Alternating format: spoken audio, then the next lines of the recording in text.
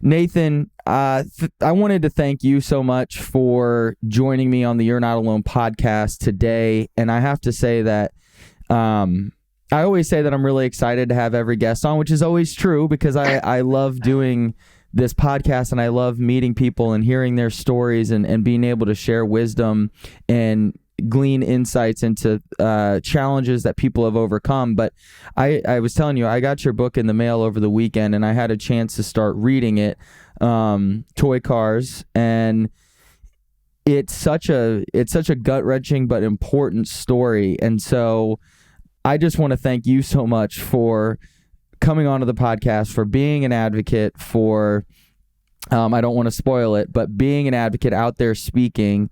And so with that being said, I want to go ahead and give you the floor, man. Can you give my audience a quick introduction on yourself?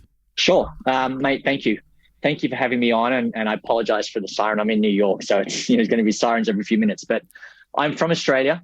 I've been in New York for about 15 years now, but I grew up in Canberra, which is the capital city of Australia, or just a little town just outside of Canberra, literally a 5-minute drive from Canberra. So I just say Canberra. And it was mid-'80s, summertime. So it was just after Christmas. Me and my sister rode our bikes to the public pool, to the pool where literally everyone in town goes to over the summer. We've done it 1,000 times before, never thought anything of it. And it was, we grew up in the time when our parents would send us out in the summertime or the school holidays and say, don't come back till it's dark. Don't come back till 6 o'clock tonight. So, we grew up in a safe little town. I went to the pool with my sister. We were swimming and, having a great time with our friends. She left a little earlier than me. She had some other friends there and she left early. And I'm like, that's fine. I've ridden my bike home on my own 1,000 times before. It's no big deal. I was 8 years old, just to say I was 8 years old. So I was young, but it's, again, growing up in these small little towns, it's something you do. And, we all kind of know each other. So afternoon came, pool was closing. Everyone had literally left. I walked into the change rooms to get changed. I was followed in there by a man, and he followed me into the showers and he raped me in the shower. Very violently and rough, and, smacked my head up against the wall. And, I was kind of in and out. First thing he said to me was that if I tell anyone, he'll kill me and kill my family. So as an 8-year-old back in the 80s, when, we don't have access to the internet, mobile phones, the organizations that we have today and the hotlines that we have today, I took that as gospel. He kind of just disappeared and knew that he told me that he'd see me again soon. He told me as well, and actually that day, literally straight after, the manipulation and the grooming and the lies had already begun. He told me that I was staring at him at the pool. He told me that I picked him up at the pool by looking at him, and I had no idea who he was. Maybe I glanced past him, maybe, but I don't even remember. Nothing. He told me that this is what my parents wanted, that my parents hate me, that he loves me, that my brother and sister hate me, that, if I say anything, I'm going to get in trouble with the police and he'll be fine. So, all of those grooming and manipulation tactics. So this relationship went on for about 5 years. Started out very rough, violent. I would be at his house and he'd, throw me up against the wall, choke me out in the wall and make me pee my pants. He would scare me. He would beat me around the head and, violently rape me on the couch. But then again, just through his grooming, through his manipulation, through his lies, I pushed away from my family. I pushed away from my parents and friends, my brother and sister. And I thought I felt love for this man. I thought he was the one for me, through telling me how special I was, that I'm a special little boy, that I'm his special little boy, that, again, my parents hate me. If I go to the police, I'll get in trouble. I'll go to jail. He'll be fine, that I'll never see him again, that this is what my parents want, that I picked him up at the pool. So, the lies and the manipulation just kept going and going and going. And it turned into a Stockholm syndrome to the point where I would ride my bike to his house and wait outside for him, knowing all too well that, the horrible fate that awaited me, knowing what was going to happen to me. And And as much as I hated what he was doing to me, I needed it. I craved it. I loved it. He abandoned me, or he disappeared out of my life at just before my 13th birthday. So for 2 years after that, I questioned who I was, what I was, where I belonged in the world. Am I gay? Am I straight? He told me how special I was, is every other boy in the world getting this as well, getting this treatment? And at this time, I had completely kind of pushed away from my family. I was in the house with them and I lived with them, but I wanted nothing to do with them. Depression had set in. I started stealing my dad's alcohol and his cigarettes. He used to smoke when I was younger. So I would steal his cigarettes. I would steal his alcohol and run to the park and get drunk just to numb myself and get away from it all. 15 years old, I grew up near the next suburb over from my house was an industrial suburb. So lots of factories and stuff, but there are a lot of gay cruise lounges and gay clubs. So at 15 years old, I would ride my bike to this suburb and sneak into these gay cruise lounges and clubs. And, I guess you can say in a recapitulating theme, I let these men in these clubs then abuse me and rape me at 15 years old. Yeah. But then what I would do is I would, once they were done with me, once they came and were just relaxing and chilling out, I would turn around in a fit of rage and beat them up and bash them and rob them and do what I needed to do to feel alive, to get my power back. It was my fuck you to the world. So that went on for about 15 years of the violence, the sex, the addiction to that, also while trying to have a relationship with a female, trying to be in relationships with females. And started some acting and modeling in Australia.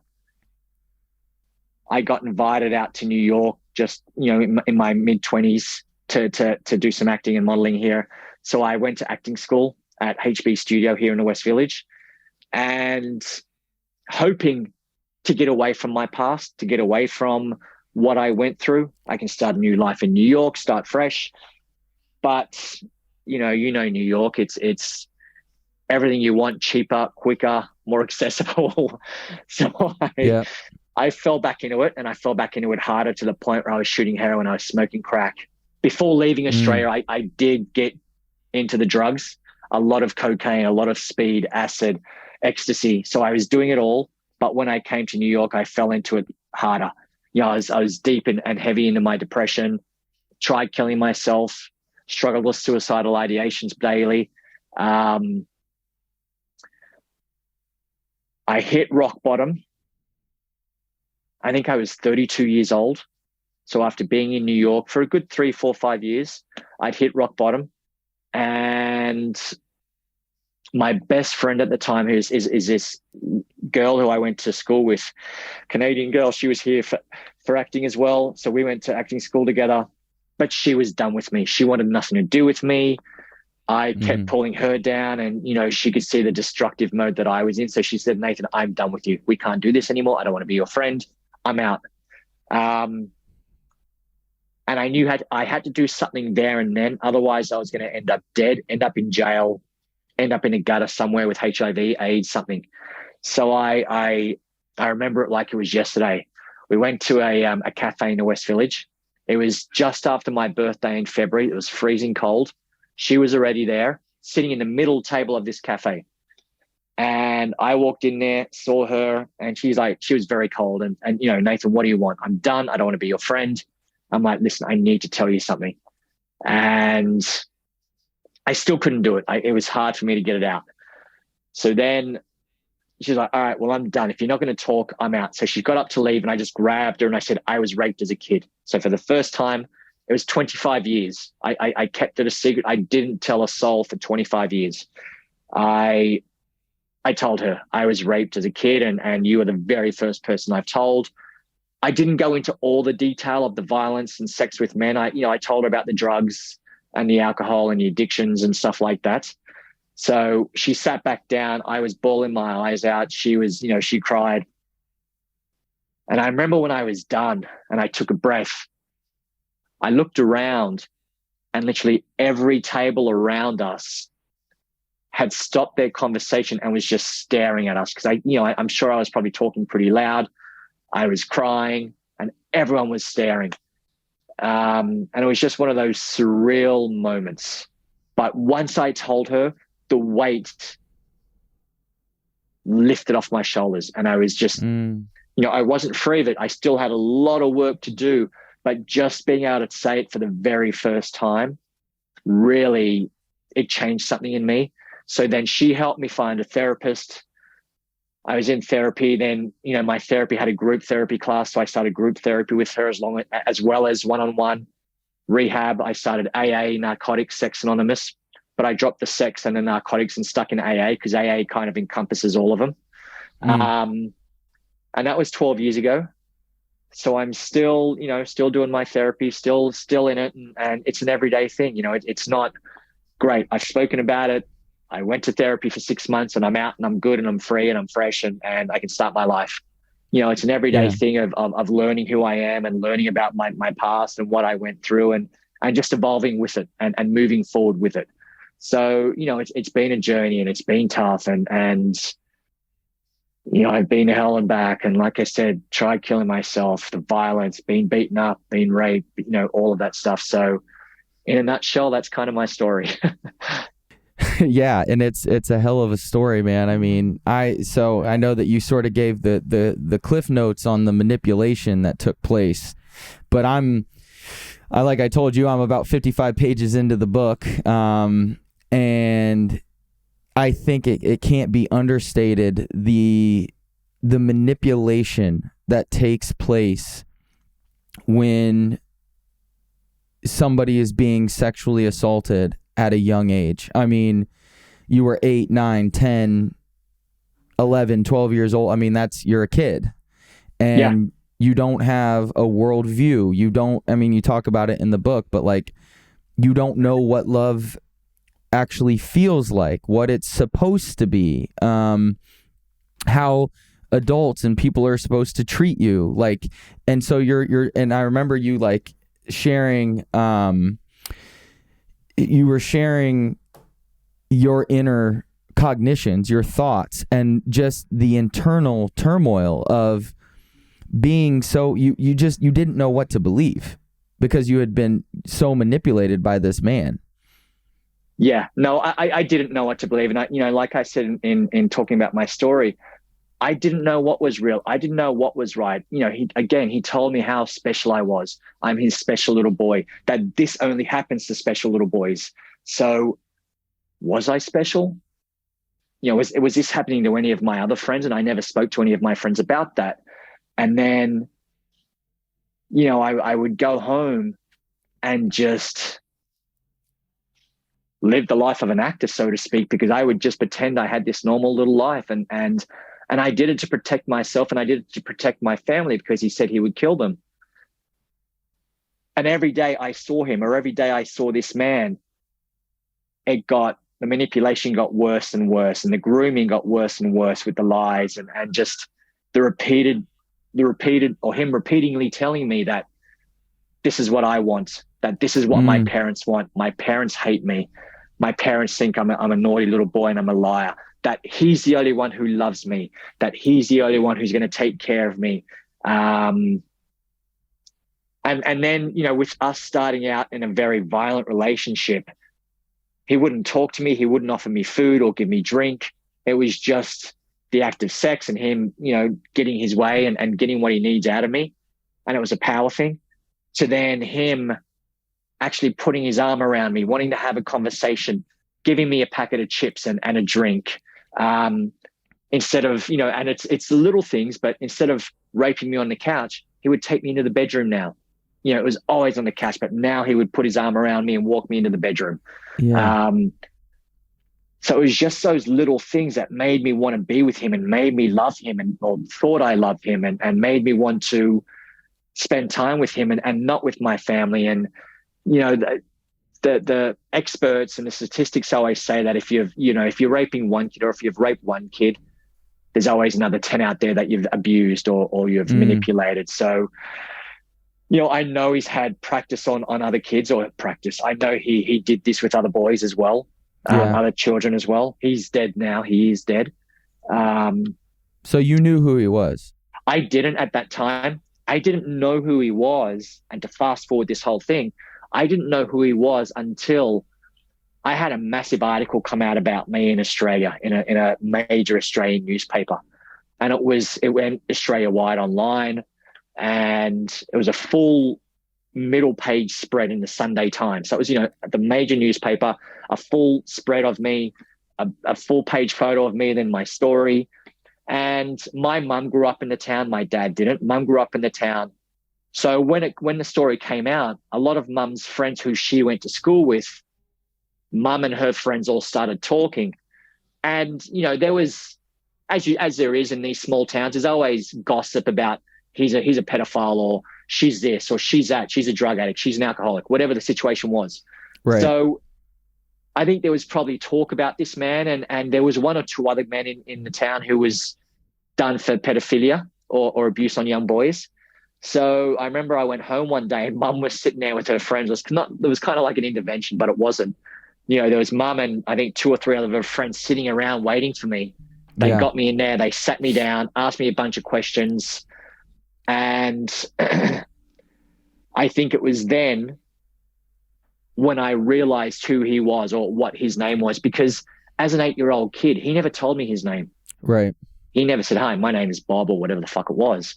He would just come here, do this, do that. It was just short and sharp, just demands, never questions. So I didn't know his name, or if he did give me a name, it was a fake one anyway. And then it was not until, 25, 30 years later that I kind of discovered what his real name was and who he was. And there was talk that he'd done this with other boys. And the thing was, he disappeared. He disappeared out of the town. So he either got caught, he got sent to jail, he got beaten up, he got whatever the fuck it was. But then when I realized who he was already dead. He died of early onset Alzheimer's and dementia. So he pretty much became a vegetable and died. And it's hard because everyone's like, well, that's great. Now you have closure. You can move on. You've got closure. He's gone. But you don't have closure. Because ideally, yes, I have closure. He's gone. He's dead. I can kind of move forward. But ideally, I would love to sit down with him and ask him questions. Why me? Did it happen to you? And just, I'd love to speak with him. And I've said this before, then I'd take a baseball bat and I'd fucking kill him. Yeah. Yeah. Not because of what he's done to me, or partly because of what he's done to me, but what he's done to me, I'm at peace with now. I've come to terms with. And I truly believe that what happened to me happened for a reason. And the reason why it happened to me is to tell my story, is to educate the world, is to save lives. But I'd kill him so he couldn't hurt another kid. Right. He couldn't harm another little boy or girl. So the manipulation, the grooming, the lies, it all started literally straight away, the very first day. And it continued until he disappeared, till the last time I saw him. And it was an inner monologue in my head where he would tell me how special. So I was always, am I special? Do my parents really hate me? Do my brother and sister not like me? Do they think I'm a little liar? And if I say anything, am I going to go to jail? Do I love him? Is he the one I want? Am I really that special? Is he the special one for me? So it was always there. And like I said, to the point where I would ride my bike to his house as an 8-year-old kid throughout the 5 years, waiting for him to turn up. Because I wanted to see him. I wanted to be with him, knowing what was going to come and what was going to happen. But that's just, the power of Why do you think Stockholm? So can you explain to people listening what Stockholm syndrome is, and then I want to know, why do you think it happens? Like how do you think it started to, like, why does it become a thing? So Stockholm syndrome, it started in Stockholm in Sweden, and Stockholm syndrome is when you feel love for your captive or for your abuser or for your whatever the situation is. So Stockholm syndrome started in Sweden. Probably, I don't know what year it was, but it was a bank robbery. And this bank robber went in to rob a bank, and I think people were held hostage for quite a few hours. instead of helping the police, the hostages ended up helping this man to escape and get out and run, because they felt sorry for him. They felt sympathy for him. They felt love for him, so to speak. So that's kind of where it comes from. And I think for me, my case, where it came from is, to put it simply, just through the grooming and the manipulation and the lies, and just him telling me how much he loved me, and he was the only one who loved me. My parents hate me. So I just started thinking, okay, well, yeah, I'm special. He was giving me a little gift, little gifts of toy cars. And that's why the book is called Toy Cars. And you'll learn more about it as you get into it. He gifted me this little toy car, and it was so special to me, and told me how special I was. And he only gives gifts to these special little kids. So I, started to feel love for him and started to feel safe with him, and I want to be with him. And it just kind of grew from there as the years went on. Yeah. And I've been reading a book about trauma, and they do say that there's this component that happens oftentimes with people that have been abused, and that people that have been abused are far more likely to be abused again, which is a part of your story. Why do you think that happens? For me, it happened because as an 8-year-old, obviously, the first time I was raped, I was 8 years old.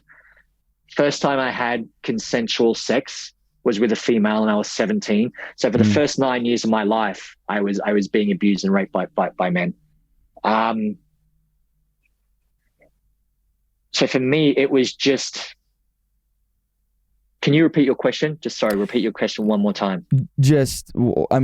Why do you think people that have been abused end up getting abused again? Of course. For me, that was all I knew. And I needed to feel that, to feel alive, to feel that power. And I needed to turn around then and abuse them in order to feel alive and feel that power and the fuck you and all that stuff. And it's funny because my therapist and a lot of people say, well, were you gay, or are you gay, or are you bi, or this, that, and the other? And for those first 9 years,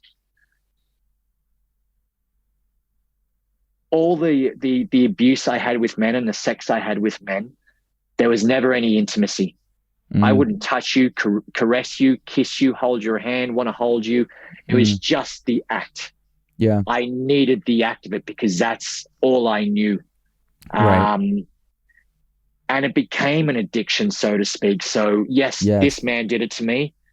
And it's being at getting it at such a young age, it was instilled into me. It was groomed into me that, okay, I need to feel this again, because that's the only thing that makes me feel alive. I was so lost, so depressed, so angry. And I had so much hatred for the world that the only thing that relieved that gave me some respite was being abused again by these men. Yeah. And yes, it hurt me. And yes, I knew what I was in for. And as much as I hated it, and I fucking hated it, I still got hard. I still got off. I still came. I still felt all the sensations of sex, and I still enjoyed it. I hated it, but I enjoyed it. It's if you can understand. Yes. So that's why I think I needed it again and again and again. And I wasn't able to get away with it. It was an addiction. It was a sex addiction, just like drugs, just like alcohol. Yeah. I needed to feel it to feel alive, to escape, to feel normal, so to speak. Because with him, I felt normal. In my real life, with my family and friends and at school, that wasn't normal for me. That wasn't real life. Oh my gosh, that's so powerful, because that's a part of the manipulation. Yeah. Right there. That is a part of the manipulation and the grooming. And it sounds to me like it's a total coping strategy, because from 8 years of age, this is what started to become your reality. Exactly. And because No, I was going to say, at 8 years old, I had to grow up in order to survive. So at 8 years old, I left my childhood there behind me, and I had to do what I had to do in order to survive and to save my family as much as, I'm sure they would have been fine. if I did say something. But for me, the coping mechanism was having to do this to save my family. So if I couldn't talk about it, I needed to act on it. Yes. And the only way I could act on it was to be abused again and feel that sensation again. Yep. That became your new normal. That became my new normal. Exactly. Yeah. And so, I've read about this, so it's good to have this conversation with you, because it, maybe to the outside person not knowing anything about sexual abuse, it might be confusing why somebody would put themselves back into such a painful situation, but it becomes so normalized, and the way that you were manipulated, it was like everything you say in the book. You were doing it to protect your family. You were doing it to at that point in time, right, feel love. You thought you were feeling love, or what, exactly, what that version of love was at that time. So looking back on your experience, how does somebody begin to get out of that type of situation if they're either in it right now, or, I mean, what do you do? It's tough. That's a tough question. Yeah. I think you need to have the strength, the inner strength and the power to finally say something, to go to someone, especially because I've spoken to a lot of people. A lot of people have reached out to me since my story's come out and it's very public. Mm-hmm. Reach out to someone who is going to believe you and trust you and love you and support you. Because I've had so many people tell me they've reached out to family members or friends or whoever it was, and the person they reached out to said, "You're lying, you're full of shit, don't be stupid, that didn't happen to you." Yeah. And as a result, they fell back into their shell even harder. Mm-hmm. They pushed it down and they pushed it down even harder, and they will never speak about it again, or they're unable to speak about it for years and years. So I think obviously the first step with everything is finally talking about it, being able to come out and say, I was abused and I was raped. And that's not easy. Even though I struggled with it for, I didn't say a word for 25 years. Yeah, for 2 decades, 2.5 decades. Yeah. So it's not easy, but you just need to have the courage and the strength to do it, because once you do it, once you say it that first time, every other time you say it, it does get easier. Yeah. The weight does lift off. It's like an onion. You're peeling those layers off you. And again, yes, don't just say it and then not do anything about it. If you are going to talk about it, if you do want to come out, if you do want to get the help, talk to someone. But then, and I as scary or as daunting or as hard as it may be, go to the police, go to therapy, go to a support group, because that is what's going to save your life. You can't do this on your own. I couldn't do this on my own. As much as I know who I am today, and I know what I've been through, and I've accepted what I've been through. If I did this on my own, it would never have fucking happened. Yeah. I would have just lost my shit, and I'd be, like I said, I'd be dead. I'd be in a gutter somewhere with AIDS. I'd be homeless, because 75% of the sex I had with these men was unprotected, because I didn't care. I wanted to die. I wanted you to kill me. I wanted you to give me AIDS. I wanted to get an STD. Because again, through his grooming and manipulation, imposter syndrome came in and self-sabotage came in, where I don't deserve love. I don't deserve peace. I don't deserve joy. Anything good in my life, I'm going to fucking sabotage it. If I meet a girl and it's great, I'm going to fuck that relationship up. So everything I did leading up to the day I spoke about it was to sabotage my life and to have bad things happen to me. And, I'd be in a completely different place now if I didn't go through the self-sabotage with my acting career, with my romantic life, with my relationship with my family. So don't go on this journey on your own. Make sure you just surround yourself with people who are going to love you, people who are going to believe you, people who are going to trust you, and people who are going to listen to you. Because I think Three of the most powerful words in the English language are I hear you. Mm. And if you have someone who can sit there and just hear you, listen to you, sit with you in peace and quiet, and just be there, support you, hold your hand, whatever you need, that's half the battle. Knowing you have that support and that love. And just make sure you surround yourself with people who hear you. So that was the biggest thing for me. Therapy, and I will say this till the day I die, therapy saved my life. Yeah. So for anyone who does or who is going through this, I think first and foremost is actually, whether it is a domestic violent relationship, whether it is, a rape thing, whatever the situation is, move yourself away from that person so that you are, first and foremost, you are safe. Yeah, but you're physically away from them. Away from them. As far away from them as you can be, right? As you can be. And I know, it is tough being in a domestic relationship where your stuff is still there and blah, blah, blah. But forget your possessions. You can always go back and get them later on in a safe space, in a safer way. But first and foremost is to remove yourself physically from that situation. And then being able to talk to someone, whether you go back to family, friends, police, whatever the situation is, and then just build it from there. Okay.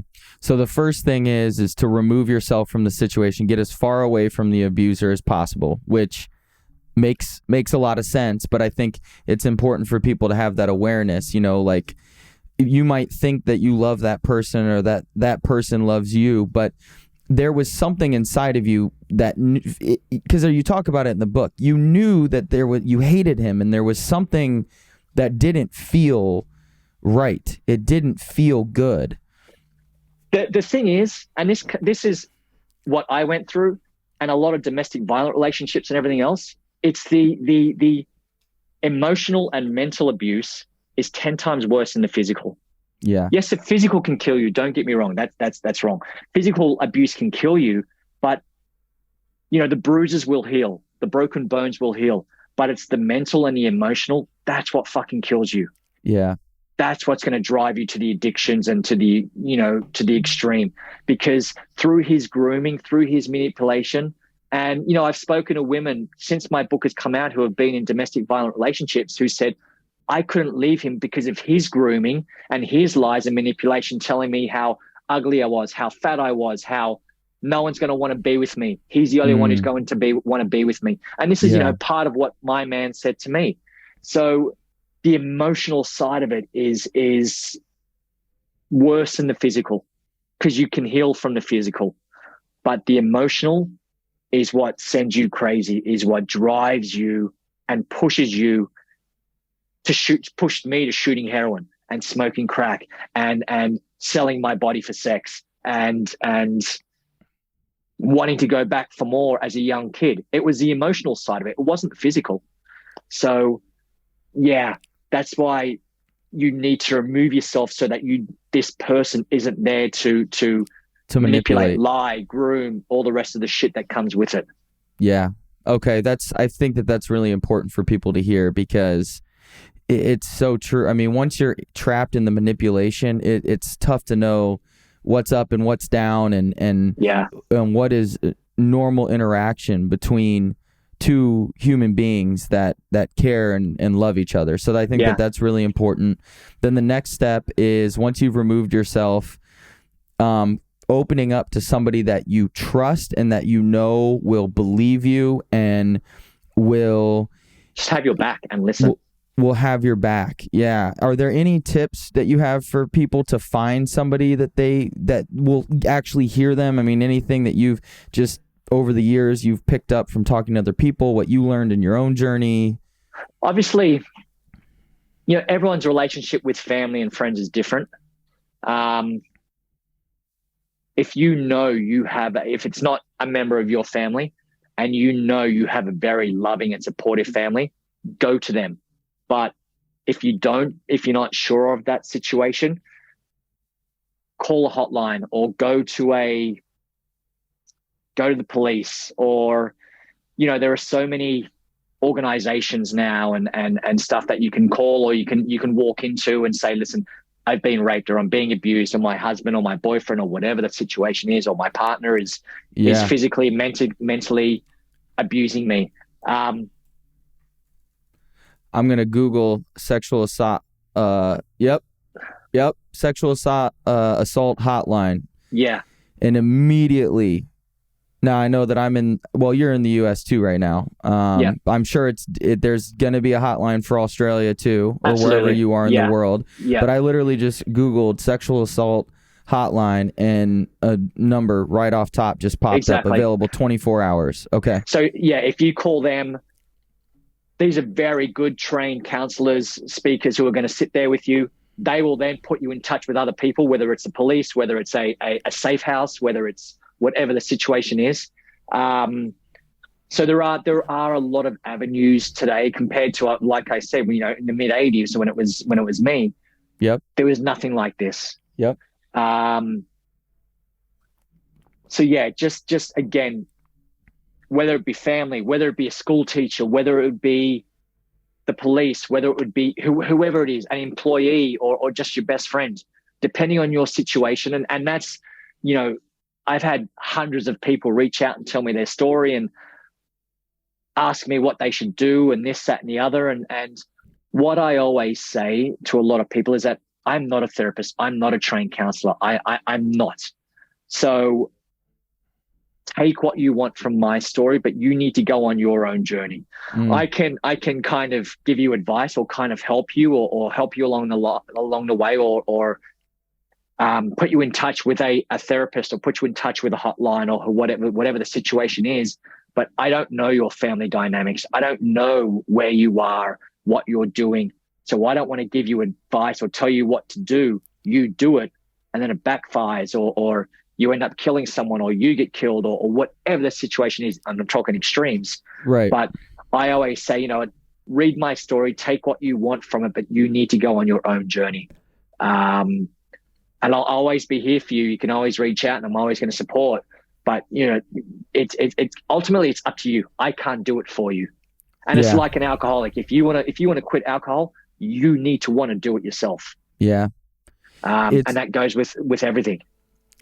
With everything in life, because it ultimately, at the end of the day, taking complete and total ownership. You might not have liked what you've been through, and I always say this. I did not like experiencing the onset of a brain disorder that I'm gonna have for the rest of my life. I did not like that. But at a certain point, until I took full responsibility over my recovery to heal from that, nobody was going to come along and do that for me. And so I'm curious. And one other thing I'll throw in there for people listening too, because I think that this is really good advice, Nathan, is like, if you go to the first person and they give you an unfavorable response or they sort of downplay it or push you off, like, don't let that be your message to give up on that journey. Like, regroup and think of another person that you can tell. And again, the hotline, maybe you start with the hotline. Maybe you're uncomfortable opening up to somebody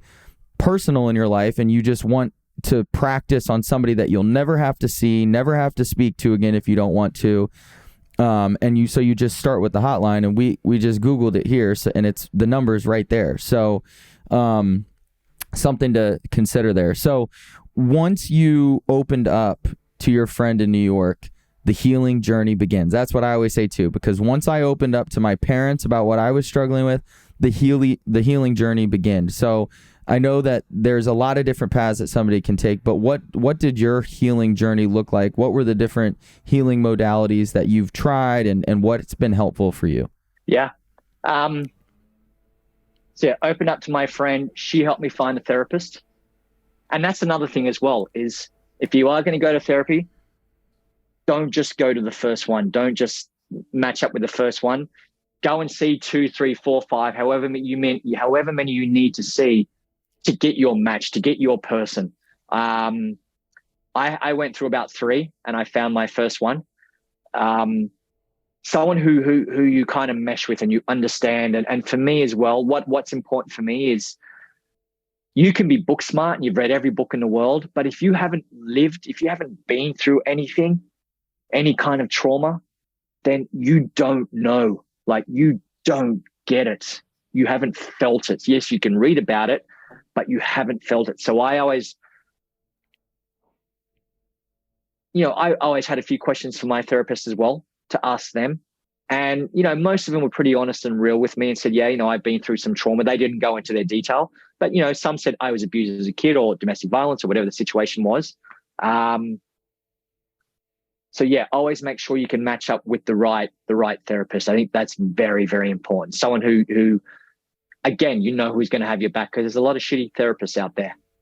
There's a lot of therapists who aren't great.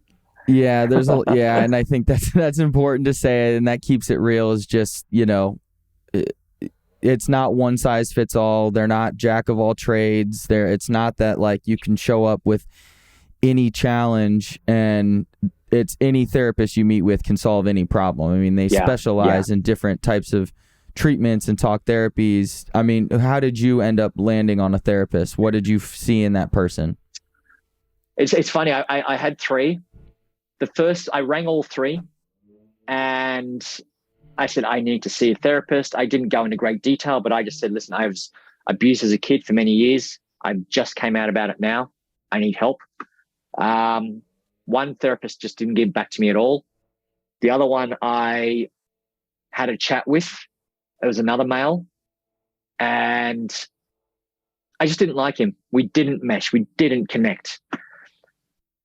I then saw Robin, who was my first therapist. I went into her office and we had a quick chat and she just got it. She got me. She understood.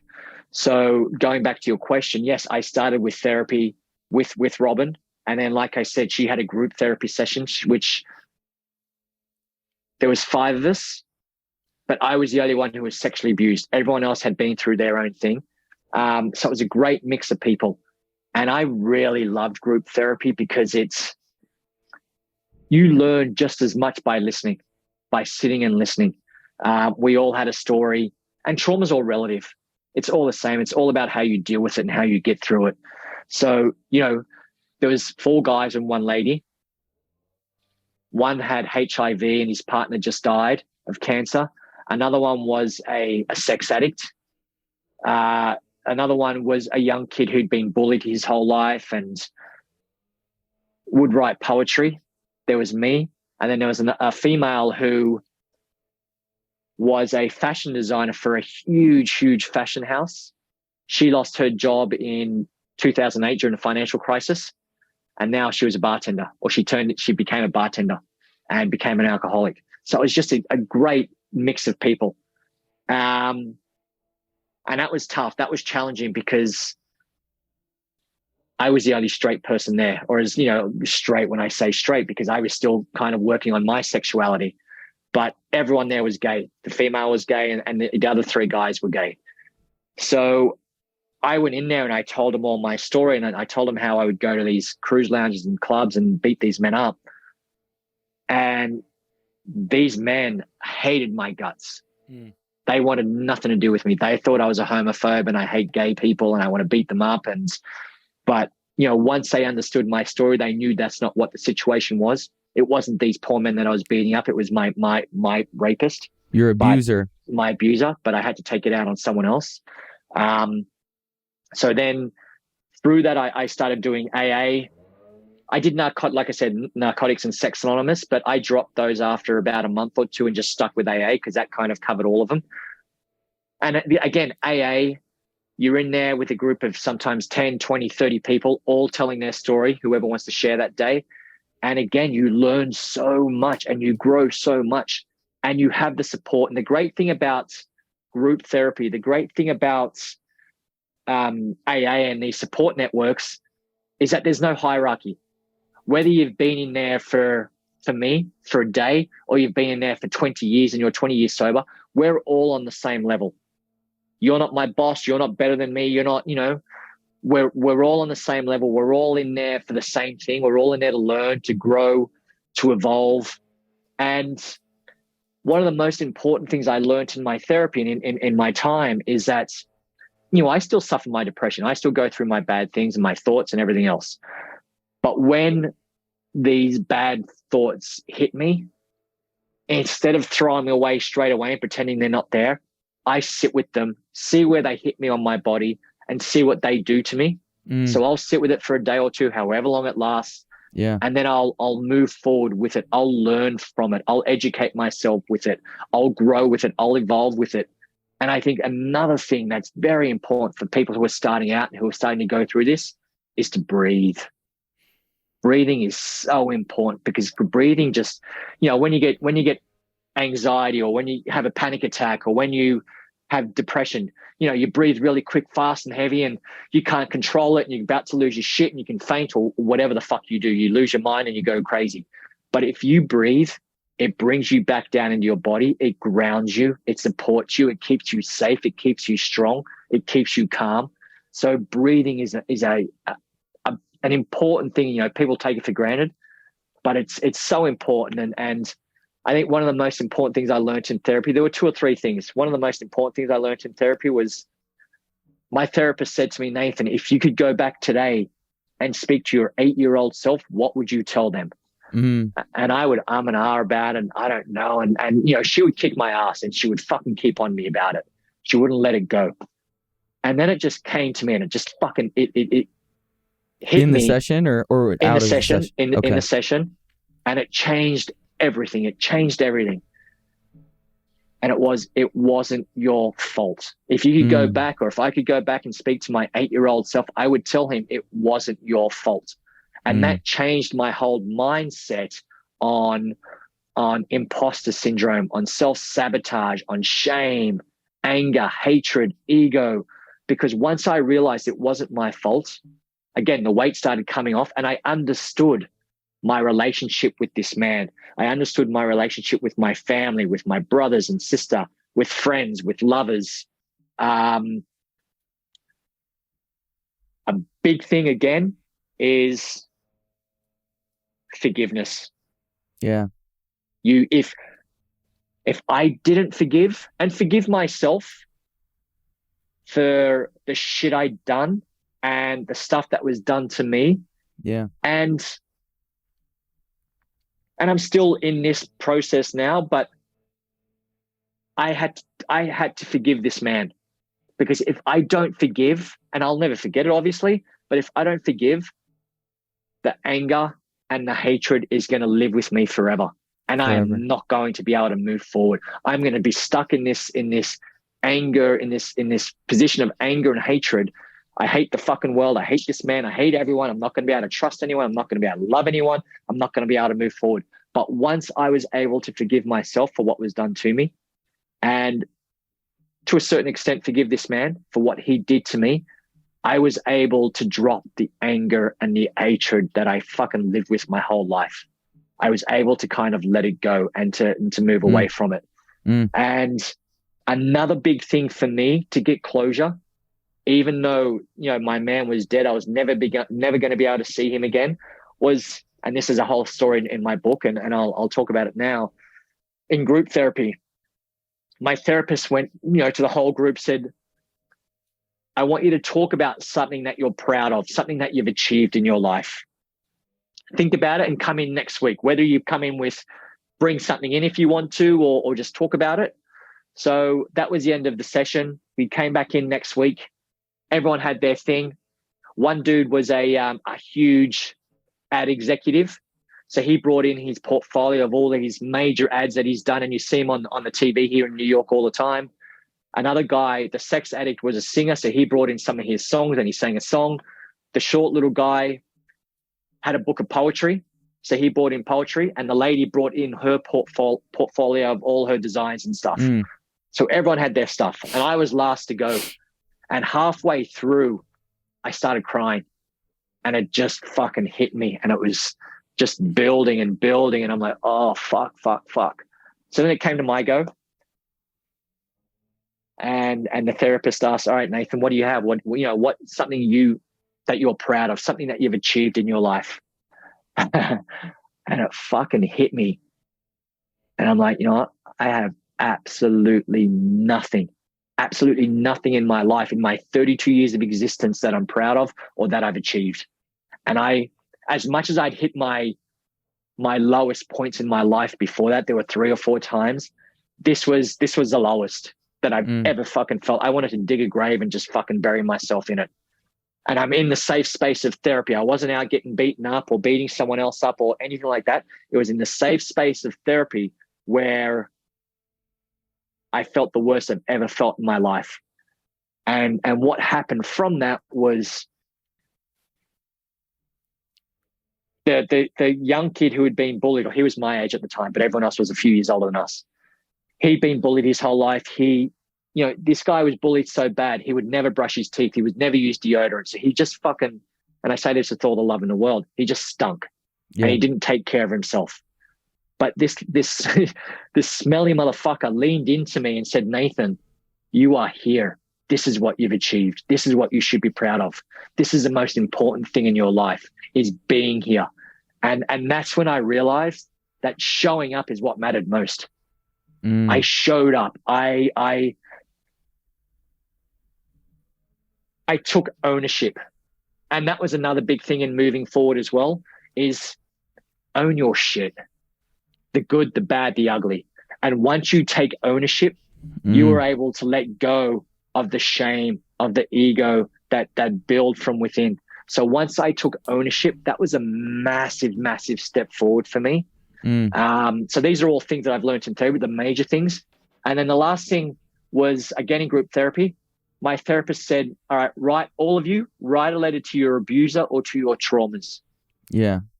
Write to them and write whatever you want in the letter, telling them that they do not own you anymore, that you're free from them, that you're powerful now and you're a survivor, whatever the situation was, and then do what you want with the letter. Give it to whoever you need to give it to a family member, take it to your grave, keep it on you forever so you can see how far you've come, burn it, whatever you need to do. So I remember she told me that. I didn't write that letter probably for about 3-4 years. I still had to go through my healing journey. I wasn't ready to write that letter, but I went home and I talk about it in the book as well. I went home. My sister's husband died of cancer. So I went home, and that was a big thing for me because he was the sweetest man in the world. But I went home and I was ready because I'd done my years of therapy. I understood my relationship with this man. And like I said, with my family, I understood why it happened to me and what I went through. I wrote a letter and I found the toy car he gave me. I used to love playing with toy cars as a kid. That's why the book is called that. And the toy car that he gave me was in the box with all my toy cars still. So I grabbed the toy car. I grabbed the letter. It had been probably about 20 odd years, 25 years since I'd been to his house. So he lived in a really old house and in a really old street. So a lot of these houses were knocked down and rebuilt. So I kind of didn't remember which one it was, and it wasn't there anymore. And so what I did, there was a nice, beautiful park down near where we live. He lived just down the road from me. So I went to the park. I had the letter and the car, and I built myself a little fire and just burnt the letter and burnt the car. And that was my closure. That was my way of being able to move forward. So, there are a lot of steps and a lot of things I did, but the major ones were just all the ones I touched on.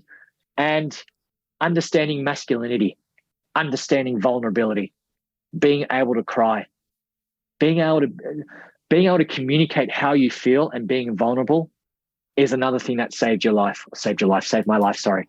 Because, men, we're toxic masculinity is the outgrowth of men being groomed.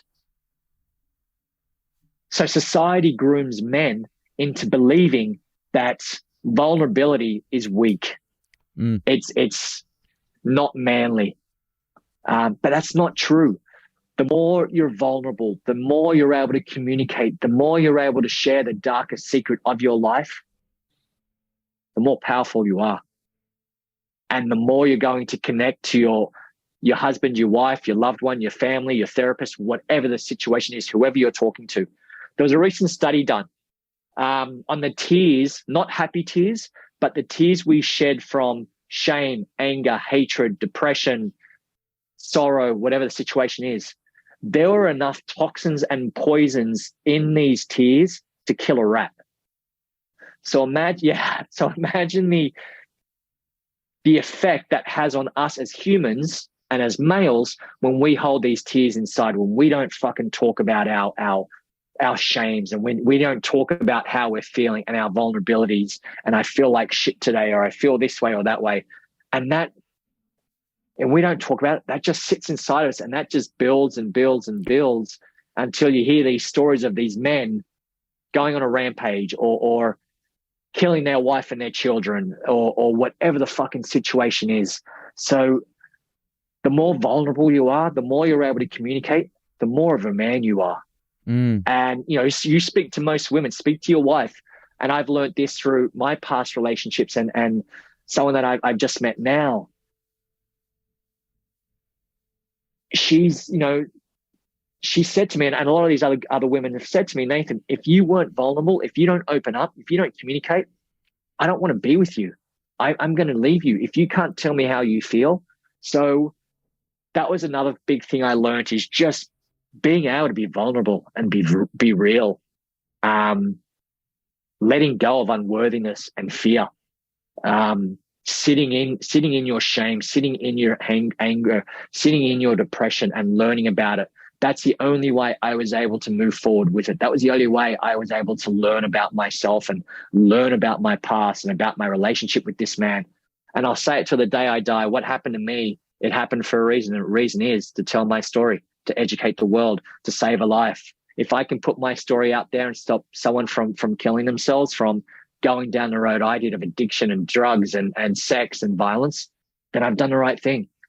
And I've had hundreds and hundreds of people reach out to me telling me that I've saved their life. And what I really like is I've had so many mothers and females reach out to me who have read my book and have said, Nathan, I never went through anything like you did.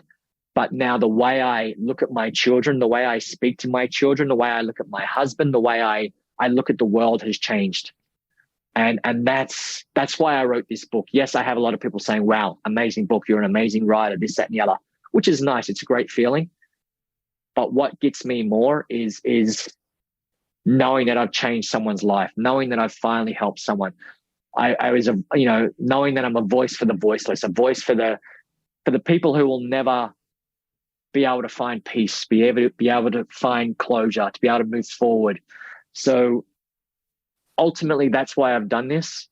I just did a TED talk, which will be out in about a week or two. I'll send you the link when it comes out. And that was all about how I broke up with my abuser.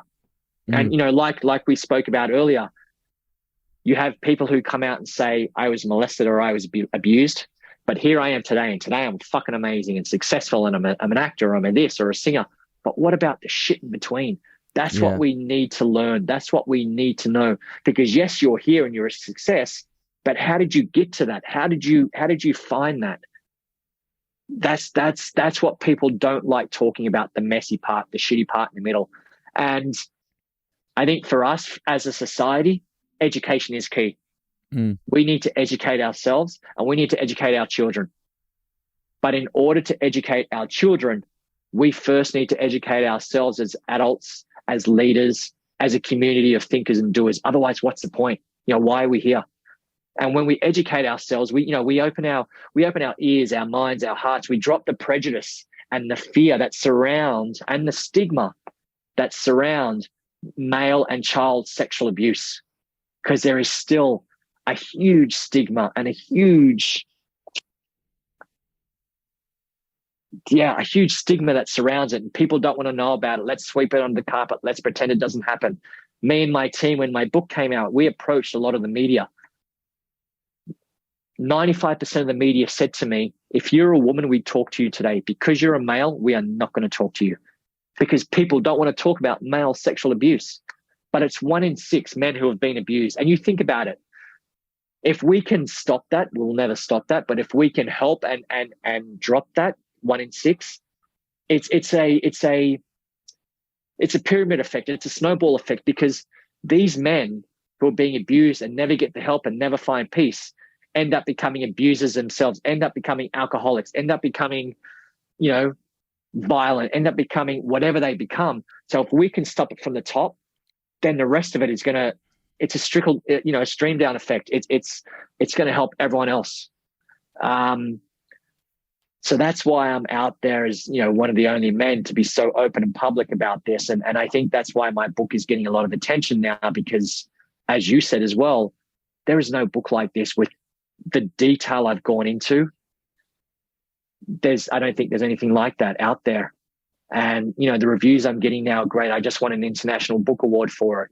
So, the recognition is coming, but there is still a long way to go. And I spoke to my coach, and, my coach for my TED Talk has been amazing. And for so long, I questioned, why the fuck am I doing this? No one cares. No one wants to listen. No one gives a fuck about male sexual abuse. But he said, Nathan, you're the pioneer of this. You're the very first. So you need to realize you're going to get all of the rejections, all of the no's, until you get that one yes, and that one door opens for you, because you can, and then you'll be able to walk through it, and then the thousands of people will be able to follow behind you. So we're finally starting to open those doors. I'm really excited for this TED Talk to come out. It went well. I did great. So I'm excited for that to come out and to see what comes of that. So I've got this memoir. The book and my memoir has actually been written into a movie. So it's with producers now. There's talk of turning the movie into like a 6 to 8 part limited series. So there's a lot of things going on, and it's very exciting. So that's why I did this. I did this to change the world, to save a life, and to be able to, to make a difference. Well, I really respect that, man. And it's getting back to your group therapy session, right? This is something to be proud of, and what you're doing, right? So I have a million other questions to ask, but I know for the sake of time, I think that we're definitely going to have to do a part 2, because there's a lot more that I want to dig into. But a couple questions for you to sort of round this episode out. Number 1 is, where can people find and connect with you?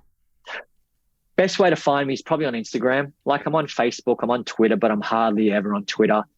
Facebook, I'm on there, but get me on Instagram. That's the easiest way. And it's Nathan Spiteri. It is my name. Reach out to me, send me a DM, follow me, and I'll get you back, and we can start the conversation there. Awesome, man. And then, what is one piece of advice that you would give someone who is right at the start of their healing journey? Just don't give up. As hard as it's going to be, and it's going to get fucking hard. I came out about it, or when I first spoke about my story, the depression hit me harder, because I was finally understanding what I'd been through and understanding who I was, and it hit me hard, and it affected me. And that depression hit me harder. I wanted to act out again. I wanted to go and sleep with men. I wanted to fight. I wanted to do the drugs. I did, all of that stuff. But I had the support group around me to help me and take care of me and get me through it. So just don't give up, because it is going to be hard. It's going to be a challenge, and it's not a quick fix. So just stick with it. Don't give up. Support yourself with the right people, and take care of yourself. Just take care of yourself mentally, emotionally, physically, because it's going to be tough and it's going to get rough. But it gets easier. And once it gets easier, you got your whole life ahead of you. You're a new person. You can start fresh. You can move forward in peace. And that's, all I want from this, in this whole healing journey, because it's something I've never had before in my life. I just want peace. I want love, and I want joy. And, yes, happiness is happiness, but joy comes from within. And I've never felt peace in my life, and I've never felt real love. So, simple enough to say, but it's still very hard to get. So that's what I want, and that's what I'm achieving and moving toward. But just, take care of yourself, surround yourself with the right people, don't give up, and just stay strong. Stay strong. Just out of curiosity, what does taking care of yourself look like on this healing journey? Today, now, a big part of my healing journey, and again, I talk about in the memoir, is is I go to the gym a lot, is my health and fitness. Because for my fitness, going to the gym for me, and it's not about getting a six pack or building big muscles.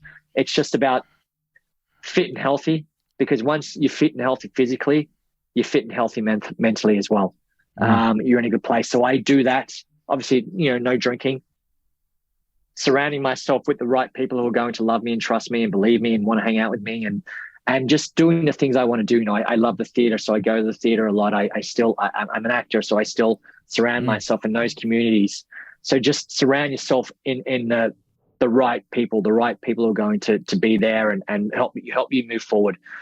And for me, again, it's taking care of myself physically, emotionally, mentally, eat right, sleep, and just try and stay away from those demons. Yeah. AKA the drugs and the alcohol and everything else. And everything else. Yep. And you do that through AA and your therapist. And group therapy. But obviously everyone's different. So find what's going to work for you. Because for some people, it'd be AA. For some people, it's going to be group therapy. For some people, it's going to be one-on-one. For some people, it's going to be rehab. So find what it is that works for you and just stick with it and get into it and meet the people who are in there with you. Have them be your family. Have them be your friends. Have them be your support network. Okay. That makes a lot of sense to me. Well, I just really appreciate you speaking out about this, man, and sharing your story. 1 in 6 is a startling number. One that I was not familiar with until you just said it. And they're the men who come forward. So imagine the thousands and thousands and thousands of men who don't come forward. Right. So the experts say it's probably 1 in 5 or 1 in 4, but it's 1 in 6 with the men who come forward. And you got to think about these guys who don't, because of shame, because of work, because of their socioeconomics, their religion, their whatever the situation is, that will never ever come forward. Right. Yeah. Well, you're shining a light on this topic and giving people a safe space to begin their healing journey. So I appreciate you so much, man, for coming on the show, and I'm so happy for you at the TED Talk and the book. And thank you, man. I appreciate it. And the movie and everything you have going. So we'll definitely have to have you on again, and I just appreciate you. I'd love that. Yeah, let's definitely do it again. And the book is available on all online bookstores and Barnes & Noble and Amazon and all that type stuff, Target. So get out and get yourself a copy. Nice. Awesome. So yes, find a copy basically anywhere, people. You can find it just about anywhere. So the title of the book is Toy Cars, and just appreciate you writing that, man. So thank you for coming on to the You're Not Alone podcast, and just really appreciate you. Mate, thank you so much. And I look forward to doing this part 2. Absolutely. Take care. You too. Thank you.